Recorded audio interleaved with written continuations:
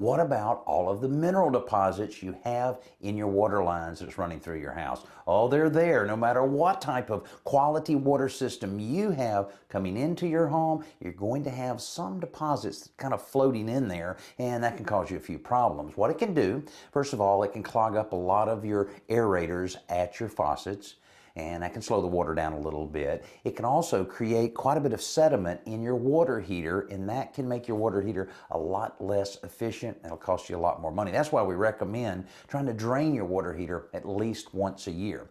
Now, if you want to get rid of some of these deposits, here's what you can do. Go out to your main water cutoff and turn it off. Then go into the faucet that's the greatest distance away from that cutoff. In this house, it's this tub faucet here.